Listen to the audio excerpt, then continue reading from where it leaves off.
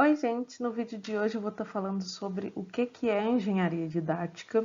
Esse tema foi tema do meu TCC, né, de licenciatura em matemática, e é um termo que é pouco usado. Inclusive, quando eu fui escolher o tema para estar desenvolvendo meu TCC, foi um dos temas que a Uninter disponibilizou, que você poderia escolher para falar.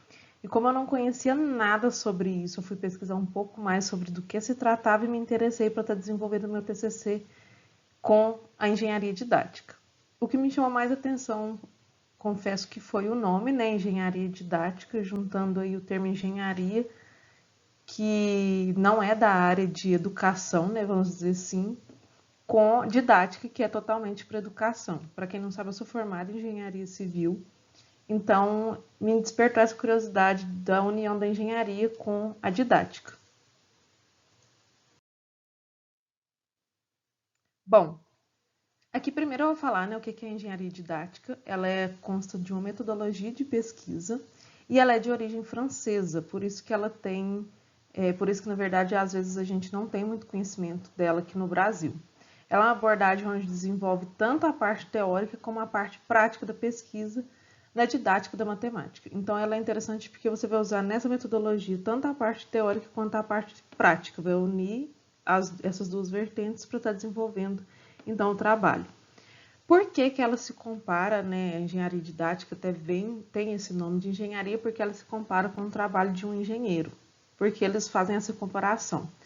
Porque, assim como o engenheiro, o educador também depende de um conjunto de conhecimentos para o qual vai exercer seu domínio profissional. Então, por exemplo, para o engenheiro desenvolver os projetos, desenvolver o que ele tiver que desenvolver, ele tem que ter tido um estudo, né? Tem que ter tido uma teoria para estar desenvolvendo esse trabalho. Entretanto, quando se faz uma analogia entre a didática com o trabalho do engenheiro, torna-se conveniente destacar que o modelo teórico não é suficiente, tem um errinho aqui, para suprir todos os desafios da complexidade do objeto educacional. Então, por mais que tenha essa comparação entre o engenheiro e o trabalho, né, do professor na área da educação, quer dizer que não só a teoria, né, vai suprir totalmente o conhecimento para estar desenvolvendo o professor. Como também não é do engenheiro, né? Qualquer área que a gente for desenvolver, tanto a teoria como a prática é importante. Aqui, já falando um pouco sobre o que eu desenvolvi no meu TCC, então eu abordei sobre a engenharia didática, só que não só ela, né? Eu relacionei isso com o processo de ensino e com a formação de professores de matemática. Então, a gente vai ver um pouquinho aqui do que eu abordei no meu TCC. Bom, então, como objetivos do meu TCC, eu queria demonstrar o que é engenharia didática, já que a princípio nem eu sabia do que se tratava, analisar como a engenharia didática se relaciona com o processo de ensino de matemática, né, no ato mesmo do ensinar, e examinar como essa engenharia contribui na formação também dos professores de matemática. Então, esses objetivos foi que eu abordei no meu trabalho de TCC. Aqui agora eu vou falar um pouco sobre as etapas da engenharia didática, né, da metodologia.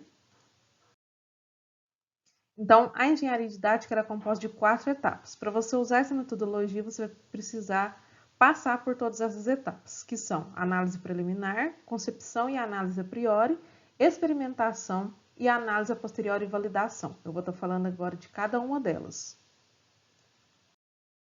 Então, ainda nas etapas, a primeira etapa é a análise preliminar. Nesse momento, é a hora que a gente tem que fazer uma observação crítica dos conteúdos que vão ser estudados.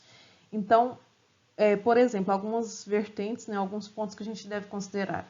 O quanto os alunos sabem daquele conteúdo, né, ou o quanto eles estão deficientes em relação a este conteúdo. E essas observações são feitas no sentido de proporcionar mudança, né? Como isso pode ser melhorado? Por exemplo, você vai pegar uma turma de determinado ano, você vai aplicar tal conteúdo. Então, qual que é o nível, né, que esses alunos já sabem sobre isso? Ou qual é o nível de déficit, né? Ou como eles estão em deficiência sobre esse conteúdo? E aí, a partir dessas observações, você tem que pensar como você vai mudar isso. Se tem alguns que estão mais à frente, como eu vou então conseguir trazer os que estão atrasados para o mesmo, vamos dizer assim, nível, para o mesmo patamar de conhecimento. Após fazer essa análise preliminar, a gente vai estar fazendo, então, a segunda etapa, que é a concepção e análise a priori. Então, essa etapa é a etapa de descrição das escolhas realizadas com o objetivo de direcionar a pesquisa e propor um plano de ação. Então, você fez essas análises do que está em déficit ou, né, o que você tem que melhorar. E aí agora, nessa concepção, é a hora que a gente vai descrever o que a gente vai agir, né? É a hora de confeccionar o plano de ação. Então, por exemplo, você pegou uma turma, vai aplicar determinado conteúdo. O que eu posso fazer, então, para estar trazendo, né, aqueles alunos que estão em déficit para o mesmo nível e conseguir desenvolver esse conteúdo que eu tenho que passar?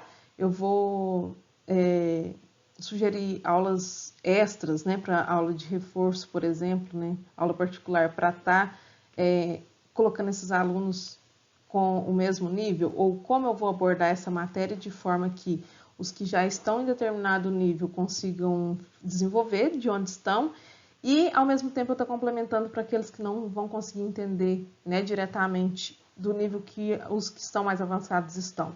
Então, agora é a hora de você propor que ações você vai tomar para estar, vamos dizer assim, complementando esse déficit dos alunos. Passando para a terceira etapa, que é a de experimentação, é a hora que você vai aplicar essas situações, né, que a gente colocou, essas ações que você deve tomar. Então, é a etapa de aplicação das situações didáticas e coleta dos dados relativos à pesquisa, porque ao mesmo tempo que você vai estar aplicando uma coisa para ver se aquilo vai funcionar, justamente para você ver se aquilo é efetivo, você tem que estar observando qual que é a reação dos alunos e, vamos dizer assim, registrando, anotando aquilo para você estar usando na sua pesquisa. Então, nessa coleta, podemos fazer o uso de vários instrumentais, por exemplo, fazer relatórios ou registros fotográficos, dependendo da atividade que você aplicar. As produções mesmo dos alunos, é atividade ou alguma prova que você aplicar, você tem a própria prova como para você fazer a análise, entrevistas ou outros recursos que você tiver em mente. Então, ocorre a execução do que foi analisado e decidido como ação nas etapas anteriores. Então, como eu disse, você vai aplicar as ações que você decidiu colocar em prática lá na etapa 2 e você também, ao mesmo tempo, vai registrar qual é o retorno, qual é o feedback depois da aplicação dessas ações. Por último, né, a quarta etapa é a análise a posteriori e validação. Então, agora você vai ordenar, né, tudo que você fez, tudo que foi analisado, tudo que você coletou, né, registrou, a fim de avaliar posteriormente como foi a sua prática, né? Ou seja, é a estruturação de toda a pesquisa, onde é feita a análise para ser reproduzido, além de poder surgir dúvidas e novas questões, pode ser averiguado em novas investigações. Então, por exemplo, você propõe, né, um plano de ação e aí você aplica, você tem um feedback de como foi aquela aplicação e aí nessa última etapa você vai ver o que funcionou, que eu posso continuar aplicando nos próximos conteúdos, o que não funcionou, que eu posso utilizar como uma próxima pesquisa dentro da engenharia didática, aplicar as mesmas etapas para ver como vai ocorrer. Então, a engenharia didática, nessas etapas que ela tem, é uma ferramenta que a gente tem para estar aperfeiçoando, né, a didática, no caso aqui da matemática, em cada aula. Então, por exemplo, se você aplica uma vez uma metodologia, você vai ver o que foi efetivo, o que não foi, pode estar melhorando, replicando aquilo que deu certo, e o que não deu certo, você pode estar utilizando para outra aplicabilidade da metodologia em outro momento. Então, vamos dizer assim, é um ciclo infinito para você ir aperfeiçoando e utilizando a engenharia didática. Então, né, como eu relacionei isso com o processo de ensino e a formação de professores?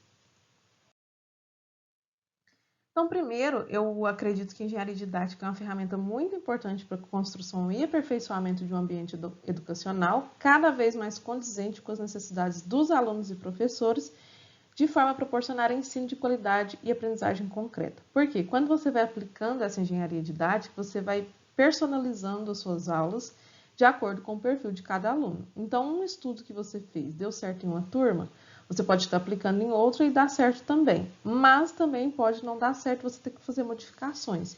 Então, é uma forma para você estar principalmente registrando isso, né, o que deu certo, o que não deu certo, para estar aplicando em outras turmas ou até complementando, né, estar construindo, aperfeiçoando mais ainda cada aula de cada conteúdo que você tem. A aplicabilidade dela no ensino da matemática, especificamente, né, que foi como eu abordei, torna possível a ponderação de qual a melhor forma de abordar determinado assunto, de acordo com a idade dos alunos e das ferramentas disponíveis, proporcionando aulas mais criativas e prazerosas, estimulando a aprendizagem e interesse dos alunos. Ou seja, como eu disse, com a aula personalizada de acordo com o perfil, com o ambiente que você tem, com as ferramentas que você tem disponível, você vai conseguir cada vez mais trazer um conhecimento, uma didática, né? Uma abordagem da aula cada vez mais de acordo com o perfil dos alunos que você tem. Então, com o uso da engenharia didática, é possível planejar e registrar as tentativas, acertos e erros que acontecem com a experimentação de ideias e estratégias novas ou diferentes para o desenvolvimento e aplicação de uma aula. Então, ainda mais agora, né, que a gente está nesse ensino remoto, ensino à distância, tem várias ferramentas que a gente pode estar usando e aí você pode estar aplicando cada uma delas e vendo qual que mais funciona de acordo com você mesmo, com o perfil do seu aluno, com o conteúdo a ser utilizado, né, passado, facilitando a consulta e pesquisa para futuras aplicações. Isso que é o que eu mais achei interessante, porque como você está registrando aquilo que você está aplicando, você vai poder consultar futuramente para estar usando em outras oportunidades, em outras aulas, possibilitando ainda melhorias contínuas. A sua aplicação deve ser mais comum, minha opinião, que eu coloquei, visto que não é muito conhecido ou aplicado no Brasil, por exemplo. Eu mesmo, como eu disse, não conhecia e achei muito importante, achei muito relevante, né? Uma ferramenta, vamos dizer assim, uma metodologia muito prática, muito relevante para estar realmente proporcionando melhorias no conhecimento, né, no ensino-aprendizagem e também na formação de professores. Essa metodologia só tem a contribuir para uma didática mais adequada e para melhorar o processo de ensino-aprendizagem, tanto na construção do conhecimento do aluno quanto na formação do professor. Quando eu fui desenvolver o trabalho, um dos livros básicos que eu utilizei para estar estudando a engenharia didática foi esse aqui do Luiz Carlos Paes, que é Didática da Matemática. Aqui. Então, aqui ele aborda a engenharia didática, né? Como metodologia, suas etapas e tudo mais. E aí eu também busquei por artigos e dissertações, monografias de pessoas que tinham aplicado a engenharia didática, por exemplo, em uma aula, né?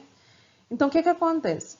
Tanto para o ensino-aprendizagem, então você pode aplicar a engenharia didática na construção de uma aula, de um conteúdo ou de um curso que você vai passar para os alunos, mas também ela é utilizada na formação do professor. Então, teve referências, por exemplo, que eu utilizei, que eles aplicaram em um curso que foi realizado para os professores. É a mesma ideia, certo? É as mesmas etapas, é a mesma coisa. Só que também vai estar personalizando, então, a formação do professor. E quando você consegue estar personalizando e aperfeiçoando cada vez mais, né, a formação do professor, isso também vai refletir diretamente no processo de ensino-aprendizagem. Então, eu achei muito interessante, gostei muito desse trabalho que eu fiz e sobre a engenharia didática, com certeza é uma coisa que eu pretendo utilizar né, nas aulas. E é uma forma de estar realmente aperfeiçoando cada vez mais, tanto ferramentas e técnicas e conteúdos, tanto para alunos como também para professores. Então, sobre engenharia didática, é isso que eu tinha a apresentar. O trabalho que eu fiz, o TCC, foi bem mais a fundo, mas eu trouxe aqui bem resumido. Então, por favor, deixem seu joinha, inscreva-se no canal se você ainda não é inscrito, deixe qualquer dúvida sobre o que você não entendeu da engenharia didática, se você quer alguma referência para você estar lendo e conhecendo mais, alguma sugestão aqui para o canal ou para os vídeos, algum comentário que você queira fazer. E me conta também se você conhecia engenharia didática, se não, se você achou interessante. E no mais, muito obrigada. Espero que tenha ajudado com esse vídeo. Um grande beijo e até o próximo. Tchau!